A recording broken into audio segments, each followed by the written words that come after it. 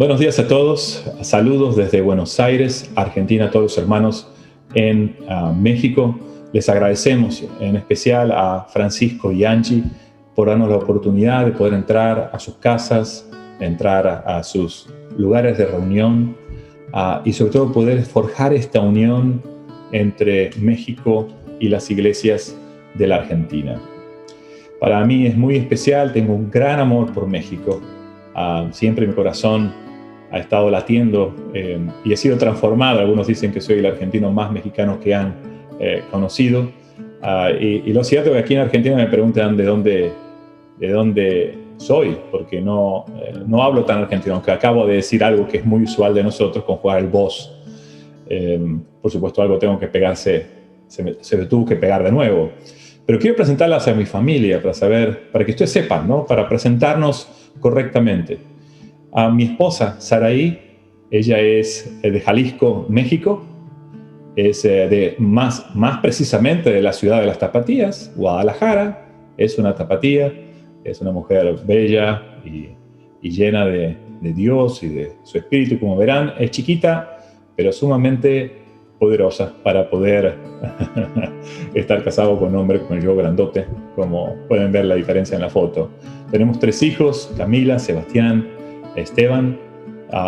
Ellos los 3, gracias, como bendición de Dios, son discípulos, seguidores de Jesús.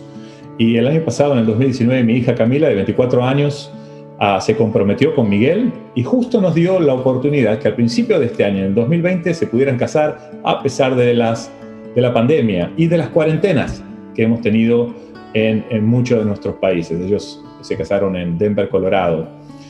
Yo tuve que orar y tuve que ayunar. Ustedes saben, ¿no? Los que somos papás y los que tenemos hijas, todos pensamos igual.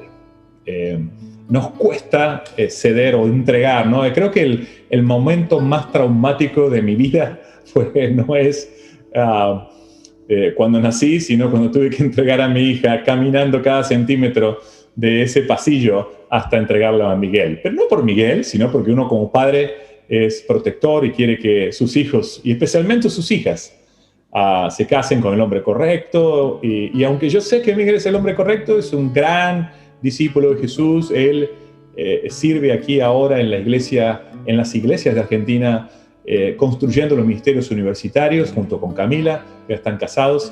Pero ustedes saben, uno tiene que ceder y uno tiene que aprender que ya no es mi bebé, sino que ahora es junto con Miguel, son uno, pero estamos muy contentos de que mi hija se haya casado con un gran hombre como es Miguel. Así que tuve que aceptar, y después de ayunar, ahora nos llamamos la familia Serra Pérez.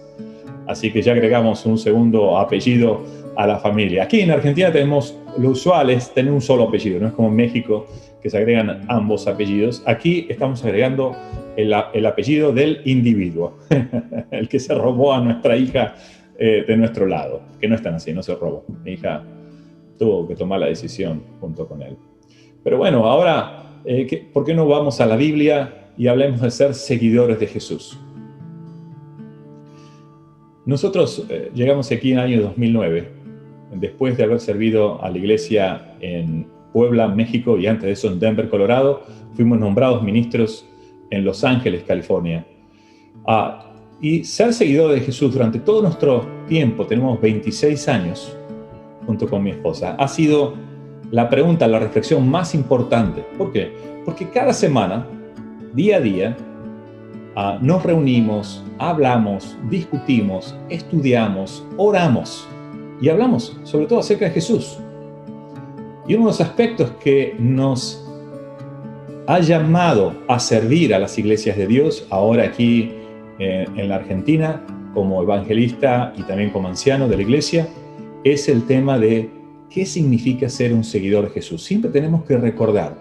Muchas veces nos preguntamos, ¿por qué tenemos que predicar la Biblia de una y otra vez, no? A veces hasta escuchamos mismas lecciones, mismas escrituras, mismas situaciones una y otra vez. Y la razón es clave. El pueblo de Israel, a cada momento, cada vez que había un hecho muy importante, se aseguraba ¿de qué? De recordar. Levantaban monumentos una y otra vez. Ahora bien, quiero que hagamos un ejercicio juntos. Quiero que cerremos los ojos, por favor. Sé que estás en tu casa, que no estamos uno a uno, no estamos en el mismo lugar, estamos inclusive a la distancia, más de 6.000 kilómetros, pero quiero que hagas este ejercicio, te quiero pedir, te quiero rogar que cierres los ojos, todos, cerremos los ojos, todos los que estén en el otro lado. Si estás en tu casa, estás en el living, porque estás con amigos, familiares, cerremos todos los ojos y quiero que hagamos un ejercicio juntos. Ahora quiero que pensemos en todas las personas que viven en el pecado, que practican el pecado, que están en sufrimiento, que están en dolor, que sufren todos los días algo. Este es un mundo donde tenemos más de 3.000 millones de personas que sobreviven con menos de $2 diarios. Quiero que pienses en ellas y en aquellas miles de millones en la pobreza absoluta. Un mundo donde millones están enredados en religiones falsas, donde más de 2.000 millones nunca escucharon el Evangelio. Nunca escucharon el Evangelio. Abre los ojos. Dice la Escritura en Mateo 9:36. Al ver las multitudes, tuvo compasión de ellas, porque estaban agobiadas y desamparadas como ovejas sin pastor. La cosecha es abundante, pero son pocos los obreros, les dijo a sus discípulos. Pídanle, por lo tanto, al Señor de la cosecha que envíe obreros a su campo. Jesús observó la multitud. Tal vez como tú, cerrando los ojos, en tu mente, pudiste ver todas esas personas en sufrimiento a tu alrededor. Es probable que esa gente que tú ves en tu cabeza, esas imágenes que se te vienen, algunos son personas conocidas, familiares, vecinos, las personas que estudian contigo, las personas que trabajan contigo, las personas que caminan contigo. Capaz que te quedó la imagen de alguien que viste. Jesús dice que al ver la multitud tuvo compasión. Tuvo muchas veces compasión Jesús. Lo vemos a través de los evangelios. Que Jesús, al ver el sufrimiento, al ver la necesidad, tenía el corazón dispuesto no solamente a sentir la compasión, sino a actuar en esa compasión. ¿Te recuerdas esta escritura? Muchos de ustedes tal vez la recuerden, pero si no, la vamos a leer juntos en Hechos. Capítulo 2, verso 36 al 38. Verso 36 al 38 dice: por lo tanto, sepa bien todo Israel que a este Jesús, a quienes ustedes crucificaron, Dios lo ha hecho Señor y Mesías. Cuando oyeron esto, todos se sintieron profundamente conmovidos y le dijeron a Pedro y los otros apóstoles: hermanos, ¿qué debemos hacer? Arrepiéntanse y bautícense cada uno de ustedes en el nombre de Jesucristo para el perdón de los pecados, les contestó Pedro, y recibirán el don del Espíritu Santo. Muchos de nosotros escuchamos esta escritura y dijimos lo mismo que dijo esta multitud este día. ¿Qué debemos hacer? Simplemente arrepiéntete y bautízate en el nombre de Jesucristo para el perdón de tu pecado. Y bautízate. Es fundamental aceptar, escuchar el mensaje, pero también aceptarlo. Y muchos de nosotros lo hicimos. Dice también la Escritura que esta promesa es para sus hijos, para nuestros hijos, para todos los extranjeros, es decir, para todos aquellos a quienes el Señor nuestro Dios quiera llamar. Y cuando habla de extranjeros, habla de nosotros, porque estamos hablando de un público judío en Jerusalén que habían ido a festejar el tiempo de la cosecha, el tiempo del Pentecostal, y escuchan el mensaje de Jesús por primera vez luego de la llegada del Espíritu Santo, con gran poder a través de los apóstoles, los seguidores de Jesús. O sea que Jesús nos dejó a nosotros un mensaje súper claro que fue dado a través de quienes eran sus seguidores. Y una promesa, que esta promesa es para siempre. Ahora, en Mateo 28:18 dice: Jesús se acercó entonces a ellos y les dijo: se me ha dado toda autoridad en el cielo y en la tierra. La autoridad. Este es uno de los conflictos fundamentales en nuestra vida cristiana. ¿Quién es el que define hacia dónde vamos? La primera reflexión que hay que comprender es que Dios nos da la alternativa. Sin embargo, Dios nos anuncia: Jesús tiene toda autoridad. Y este enunciado o esta oración nos debe hacer reflexionar. ¿Qué significa que tiene toda autoridad? ¿Qué significa autoridad? Ahora en la pandemia hemos visto esto, el tema de la autoridad.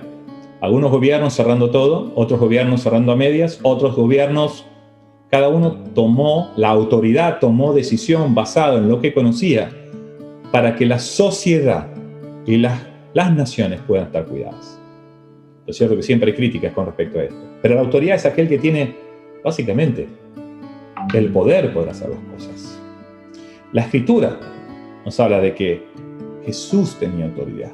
Y esa autoridad había sido dada por Dios. Y cuando hablamos de ser seguidores de Jesús, primero tenemos que comprender, nosotros no tenemos la autoridad. La tiene Jesús. Luego dice esto: por lo tanto, vayan y hagan discípulos de todas las naciones, bautizándolos en el nombre del Padre, del Hijo y del Espíritu Santo. Básicamente, los envió. Primero, acordémonos, tenía la autoridad. Y segundo, dice, esto es lo que quiero que hagan. Un mandato. Un mandato no es opcional. Un mandato tiene que ver con obediencia. O sea, si somos seguidores de Jesús, si aceptamos la autoridad de Jesús, entonces aceptamos que Jesús nos está diciendo, vayan y hagan discípulos de todas las naciones. ¿Qué es lo que vimos al principio del libro de los Hechos? Vemos que hay un mensaje, vemos que hay una respuesta y una acción, todas relacionadas con fe, con creer. Estamos aquí por fe. Decidimos que esto es lo que vamos a hacer, pero no en nuestros términos, en los términos de Dios. Ahora quiero, entendiendo este concepto, quiero que reflexionemos otra vez. Si solo tuviéramos las personas, sin edificios, sin programas, sin talleres, sin escuelas bíblicas, sin ministro tiempo completo, y tuvieras el encargo de esparcir el evangelio a todo el mundo, porque está claro, esto es un encargo. Jesús encargó a todos sus seguidores que tenían que hacer esto. Ahora, recuerda, te voy a decir cuál es la consigna. Quiero que te olvides del lugar donde te reúnes, o sea, de los edificios. Quiero que te olvides de los ministros que están trabajando tiempo completo. Quiero que te olvides de las escuelas bíblicas. Quiero que te olvides de todos los programas que tienen o que utilizan actualmente dentro de las iglesias. Quiero que reflexiones en forma individual. Si solo tuvieras gente, personas a tu alrededor, ¿por dónde empezarías? Sabiendo que tienes que predicar el evangelio. ¿Qué harías? ¿Juntarías tu dinero, gastarías millones en un gran edificio para reunirte? ¿Conseguirías un orador interesante, no? Los músicos más talentosos y el personal más excelente y probado y formado para que organicen presentaciones y programas que atraigan a las familias y a los niños. ¿Esto sería la primera acción?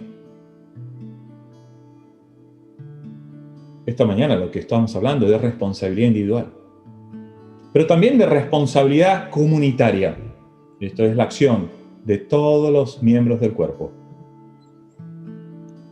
¿Dedicarías tus recursos a que te resulte más cómodo, entretenido y placentero las reuniones? Comprar un monitor más grande si tienes que reunirte en tu casa con unas bocinas bien grandes. ¿Esto es lo que tienes que hacer? Quiero hacerte esta pregunta. ¿Creemos en la palabra de Dios? ¿Creemos en la palabra de Dios? ¿Que la palabra es la palabra de Dios? Siempre está la discusión si vemos la palabra de Dios conservadora o algunos legalista o no legalista, conservadora o liberal. Pero la primera consigna es, ¿creemos en la palabra de Dios? Y quiero hacer esta pregunta. ¿Dónde podemos encontrar en la Biblia que nos comanda hacerlo? A construir edificios. Puedes encontrar un pasaje bíblico que dice, quiero que hagas edificios para reunir a la gente. Quiero que contrates ministros carismáticos para llenar esos edificios, o tener la mejor alabanza, o los mejores programas para la familia, y aún invertir en grandes clases, interesantes clases. para la audiencia? ¿Podemos encontrar en la Biblia esto? Y quiero ser claro, no estoy diciendo de no tener edificios, no estoy hablando de que un edificio es malo, no estoy hablando de que tener un gran ministerio de alabanza es malo, o tener ministros capaces e influyentes es algo malo. Todo lo contrario, son herramientas para poder llegar. Pero ¿es este el enfoque que debemos tener? ¿Es esta la prioridad que debemos tener? Es una gran batalla la que tenemos. Es una gran batalla porque nacimos de un movimiento que creía en lo simple de la evangelización y hemos evolucionado de una forma y de otra a través de 2 años en diferentes congregaciones en todo el mundo. Y estas congregaciones en todo el mundo, cada una ha tenido un enfoque. Y no es que sea malo, que sea bueno, pero la pregunta ¿es eso lo que tenemos que hacer? Jesús enseñaba cosas como esta. ¿No está escrito: mi casa será llamada casa de oración para todas las naciones? Durante semanas hemos trabajado aquí en las iglesias de la Argentina en buscar la visión espiritual para los siguientes 10 años. Esto es, ¿a dónde queremos ver nosotros la iglesia en los próximos 10 años? Una visión hasta el 2030. Básicamente, ¿cómo vamos a construir? Y la primera cosa que nosotros reflexionamos es, si no hay oración, si no nos describen o no nos ubican como aquellos que oramos constantemente, no seremos esa casa que Jesús estaba describiendo cuando Él sacaba las mesas de la sección del templo dedicado a aquellos que no eran judíos. Jesús, cuando hacía esto, era mucho más que sacar esas mesas. Por supuesto, algunos piensan en la convicción, el celo, dicen. Enfocan en el celo en el principio de la descripción. Pero tiene que ver con el celo de que todos puedan orar, aun aquellos que no eran judíos. Ese espacio estaba destinado para los no judíos, para aquellos que no tenían opción de orar dentro del templo. Estaban ocupados por comerciantes. Jesús le importaba conseguir que las personas se organizaran para hacer las cosas brillantes o financieras, porque tenían justificación. Estaban juntando dinero para el templo. Dice en Marcos 13, 1 al 2, cuando salía Jesús del templo, le dijo a uno de sus discípulos: mira, maestro, qué piedras, qué edificios. ¿Ves todos estos grandiosos edificios? Contestó Jesús. No quedará piedra sobre piedra, todo será derribado. Está hablando de cuando el Imperio Romano después invade Jerusalén y todo. Jesús estaba profetizando la destrucción de todo eso. Nos afanamos, a veces tanto, a conseguir cosas materiales y nos olvidamos que lo importante es el mandato que Jesús simplemente le dio a sus discípulos. Estamos afanados a construir, y no digo, vuelvo a repetir, no digo que no es bueno tener escuelas, no digo que no es bueno tener programas, no estoy diciendo esto. Estoy diciendo el enfoque que podemos tener, que es olvidarnos de lo importante, porque provocamos que la iglesia se convierta solamente en un lugar de asistencia, no un lugar de crecimiento. Dice en Romanos 16:6, salúdense unos a otros con un beso santo. Todas las iglesias de Cristo les mandan saludos. Hermandad, lo que vemos es cercanía. Yo sé que ustedes por ahí solamente los hombres por ahí saludan de beso a las mujeres, pero aquí en Argentina hasta los hombres nos saludamos de beso. Yo sé que muchos no van a aceptar esto y no pretendo que lo hagan, pero lo importante es que la iglesia ha sido concebida para la confraternidad. Crecimiento, oración, crecimiento.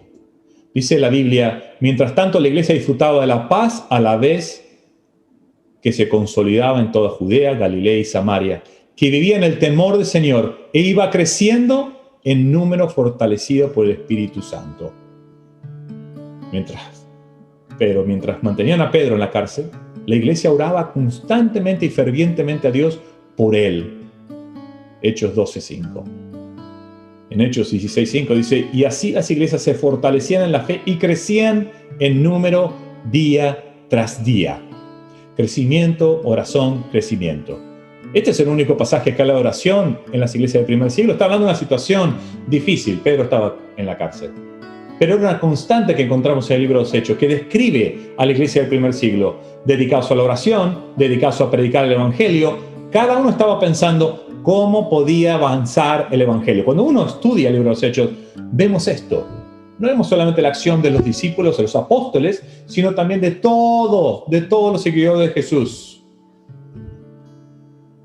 Dice la Escritura en Hechos 2, 41 al 47. Así pues, los que recibieron su mensaje fueron bautizados, y aquel día se unieron a la iglesia unas 3.000 personas. Se mantenían en la enseñanza de los apóstoles, en la comunión, en el partimiento del pan y en la oración. Todos estaban asombrados por los muchos prodigios y señales que realizaban los apóstoles. Todos los creyentes estaban juntos y tenían todo en común. Vendían sus propiedades y posesiones y compartían sus bienes entre sí según la necesidad de cada uno. No dejaban de reunirse en el templo ni un solo día. De casa en casa partían el pan y compartían la comida con alegría y generosidad, alabando a Dios y disfrutando la estimación general del pueblo. Y cada día el Señor añadía al grupo los que iban siendo salvos. Este es el efecto inmediato después de la predicación de los seguidores de Jesús. Aquel día, hace más de 2000 años. Pero ¿cuál es lo interesante? Lo interesante, en primer lugar, que no se bautizaron todos. Sabemos que vino el Espíritu Santo con poder, que ellos hablaban en los idiomas, los entendían en los idiomas de cada una de las personas que estaban ahí, pero solamente se bautizaron 3.000. Claro, hoy en día, si bautizamos 3.000 en un día, diríamos, wow, qué increíble que es esto. Y en aquel momento, mucho más todavía. Pero algo que tenemos que destacar es que no se bautizaron todos los habitantes de Jerusalén, o todos los que habían ido a visitar Jerusalén en esta etapa. La iglesia fue concebida, y este es el inicio de la iglesia, como aquello, el instrumento de salvación de muchos. La iglesia no se ha concebido para construcción de cosas, sino para la evangelización o la transmisión de las enseñanzas de Jesús para el mundo. Dice que tienen todo en común. Una descripción de estas ideales que quisiéramos hoy en día que pasara. Desde la creación de la propiedad privada es bien difícil decir esto. Desde el enfoque en el mundo de enfocarnos en las cuestiones materiales, es muy difícil que nosotros tengamos esta realidad que vemos en el primer siglo que la iglesia tenía. Imagínense ahora mismo vender todas las propiedades que tienes y compartir esos bienes con los demás. ¿No sería algo realmente impactante? ¿Cuántos de nosotros estamos entendiendo el mensaje de Jesús? Lo que entendían era que, hey, tengo lo más valioso. Cuando Jesús habla del tesoro escondido, habla de aquel que vendió todo lo que tenía para comprar ese terreno y poder sacar las perlas, para poder sacar el tesoro, para poder sacar lo más importante. Es cuando lo encuentras es lo más importante. Y la iglesia es lo más importante. No dejemos de congregarnos, ¿se acuerdan de esta escritura en Hebreos? Como acostumbran a hacerlo algunos, sino animémonos unos a otros, y con mayor razón ahora que vemos que aquel día se acerca. La Biblia, ¿qué nos está diciendo? Nos juntamos porque vamos a ir a ver un gran predicador. Tal vez hoy en día digamos, hoy nos tocó un argentino. Algunos estarán interesados en cómo hablamos, otros no estarán interesados en cómo hablamos los argentinos. Pero seguramente lo más importante no es quién es el mensajero, sino cuál es el mensaje. Venimos a la iglesia para construirnos. Venimos a la iglesia para conocernos. ¿Vieron el beso santo que hablaba en Romanos 16? El propósito de las reuniones no es un espectáculo. No es un lugar donde te vas a enriquecer intelectualmente. Tal vez lo que querías es arrontar intelectualmente, a ver qué clase académica podemos hacer. Claro que podemos hacer clases académicas. Y están bien, está muy bien hacerlas. Y nos edifica también poder aprender profundamente la palabra de Dios. Pero si ese es el propósito, a eso vinimos. o escuchar la música preferida. Entonces, si tenemos un gran ministerio de alabanza, está bien. No, la iglesia no es eso. La iglesia es el lugar de acción. El propósito de la reunión es compartir nuestras vidas, compartir nuestras heridas, compartir las alegrías, las luchas, las victorias, lo que estamos experimentando mientras salimos al mundo a seguir predicando el Evangelio. ¿Somos personas que asistimos o somos personas que vamos? Hay una gran diferencia. Tiene que ver con la acción. No voy a reunirme simplemente para, como checar la tarjeta, ¿no? Del trabajo. Ya lo hice. Hay una acción. La Biblia nos llama a esa acción. La familia de Dios es para animarnos unos a otros, enseñarnos unos a otros, adorarnos, dice la Escritura, aún cantarnos. En adoración, cantarnos unos a otros, darnos unos a otros, sacrificarnos unos a otros, todo para esparcir el Evangelio a todas las naciones. Esa es la misión de nuestra vida, ser instrumento de Dios para salvar a muchos. La iglesia es la escuela donde ponemos en práctica todos estos mandamientos que Jesús nos enseñó y que debemos enseñar a obedecer. La iglesia es el lugar, el instrumento para llegar a las naciones. Es el instrumento para transformar nuestros corazones en herramientas poderosas de la palabra de Dios. Somos mensajeros.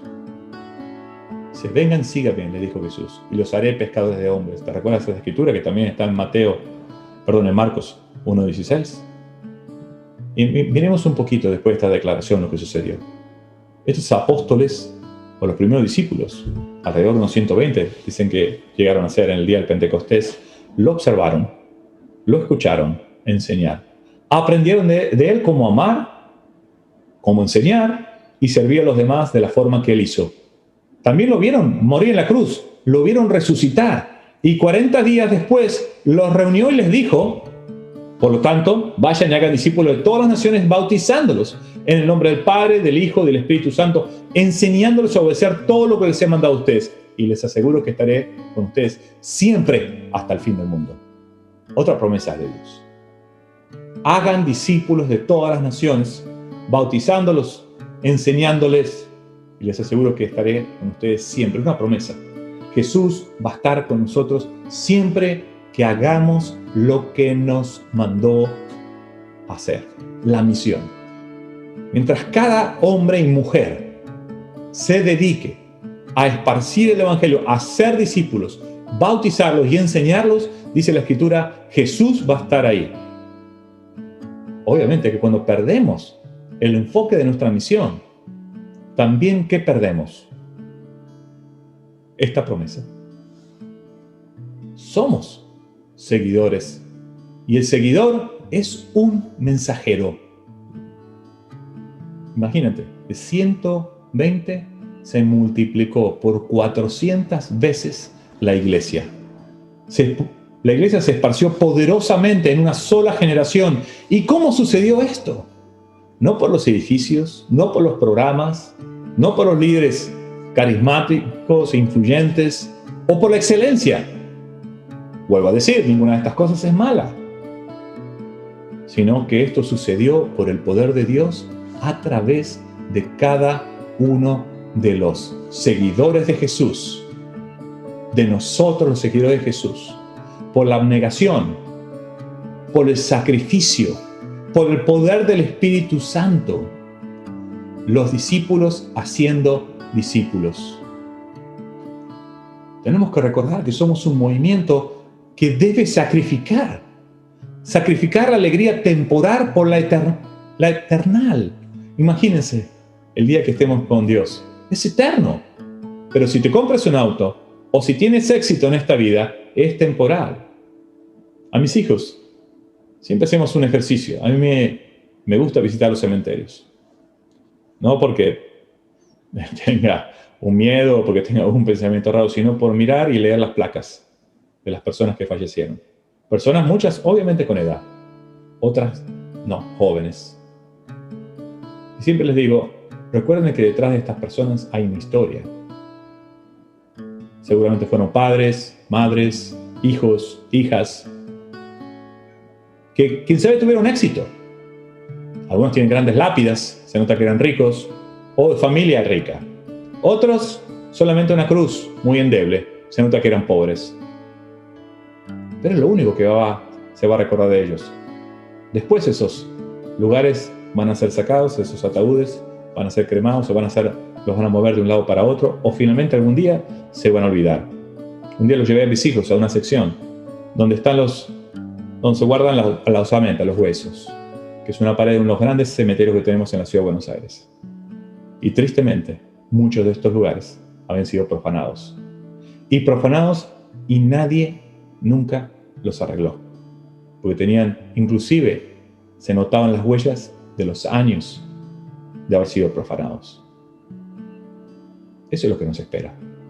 Quién sabe, una generación que se recuerde de nosotros, 2 generaciones que se recuerden de nosotros, pero el impacto eterno, el hacer discípulos de casa en casa, no es acerca de campañas, no es acerca, de nuevo, de grandes publicidades, no es acerca de llamar a la gente a nuestra mejor iglesia. Es el momento de recordar, porque sé que lo recuerdan. Sé que recuerdan el día que fueron llamados. Sé que recuerdan el día que aceptaron. Sé que recuerdan el día que se bautizaron. Sé que se recuerdan lo que significó para sus vidas. Y si ahora tu vida es apática, la pregunta es si sigues a Jesús. Si vas de casa en casa, compartiendo lo que Dios ha hecho en tu vida. Discípulos que son luz en el mundo, en sus comunidades. ¿No te ha pasado que a veces la gente te pregunta, ¿usted es cristiano? Muchas veces nosotros no nos damos cuenta cuánto hemos sido transformados. Tenemos que darnos cuenta que somos un movimiento de iglesias, un movimiento que sigue a Jesús, donde los discípulos no somos espectadores, sino actores necesarios. Así lo diseñó Dios, así lo diseñó Jesús. Cada seguidor de Cristo pescando gente. Ese es el diseño de Dios para su iglesia. Verdaderos seguidores de Jesús. Y verdadero no significa que el que no lo hace es falso o mentiroso, sino que, yo diría, es ciego. O se ha olvidado. Los seguidores de Jesús no somos conformistas. Tenemos que ser así. Porque sería cómodo decir algún día llegamos a 500 o a 1000. Lo cierto es que hay miles de millones afuera que todavía no conocen de Jesús. ¿Cómo podemos descansar? Porque creemos que tenemos una multitud. No, ahora estamos contando, muchos de nosotros, en YouTube, ¿cuántas personas entraron a ver el video? Y cuando miramos los números, por más exitosos que seamos, realmente no representa nada de lo que hay afuera esperando escuchar el mensaje. Tenemos que recordar que aunque sea incómodo y que requiere cambios, es la única forma de que el mensaje sea predicado a todas las naciones. En Mateo 17:20, para terminar, dice, por la poca fe que tienen, le respondió. Les aseguro que si tienen fe tan pequeña como un grano de mostaza, podrán decirle a esta montaña, trasládate de aquí para allá, y se trasladaría. Pero para ustedes nada sería imposible. La fe es el condimento. Dice Jesús, si tuviéramos la fe, y la podemos tener, No es que Jesús decía, no la pueden tener, sino debemos tener la ansiedad, la ambición de ejercitar la fe hasta llegar a esto. ¿Te imaginas? ¿Te imaginas todas las personas a tu alrededor? Que tú puedes ser responsable, que puedes ser instrumento de llegar a Cristo. Es un tiempo de reflexión. Claro que es un tiempo de dolor. La pandemia nos ha enseñado lo peor del ser humano, pero también ha mostrado lo mejor. Esta es una oportunidad de estar juntos. No es una oportunidad de simplemente ser espectadores, porque a veces esto es lo que sucede con las cuarentenas. Solamente miramos. No, es el momento de actuar. Es el momento de mandar un mensaje de WhatsApp, de mandar un mensaje de Facebook, de mandar un video en YouTube, poner videos en YouTube, ser actores constantes, no conformistas, para predicar el Evangelio. Nuestras vidas dependen de esto, para ser verdaderos seguidores de Jesús. Yo quiero invitarlos. Hay mucho por hacer todavía, mucho que trabajar y mucho que reflexionar. Pero lo más importante es solo hacerlo. Que Dios los bendiga. Gracias.